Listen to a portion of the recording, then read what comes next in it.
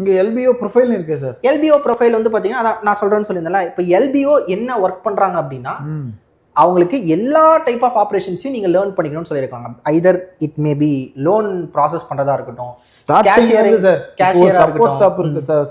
Support stop இருக்காங்கன்னு வச்சுக்கோங்களேன். இப்போ அவங்க தான் மோஸ்டா அக்கௌண்ட் ஓப்பனிங்லாம் பண்ணுவாங்க, அந்த ஃபார்ம்லாம் கலெக்ட் பண்ணுவாங்க. ஸோ அந்த அக்கௌண்ட் ஓப்பனிங்ல இருந்து அந்த நம்ம ஆதார் அத்தன்டிகேஷன் பண்றதுல இருந்து எல்லா ப்ராசஸுமே இவங்க தெரிஞ்சுக்கணும்.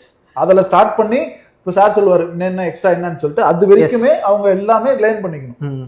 ஸோ அந்த மாதிரி சின்ன சின்ன ஒர்க்கு அதை லேர்ன் பண்ணிட்டு 1 இயர் வரைக்கும் அவங்க வந்து பார்த்தீங்கன்னா லேர்னிங் ப்ராசஸ்ல இருப்பாங்க. 1 இயருக்கு அப்புறம் தான் அவங்களுக்கு அந்த ஆத்தரைசேஷன், அந்த அத்தாரிட்டி அப்படின்றது தருவாங்க அப்படின்னு சொன்னாங்க.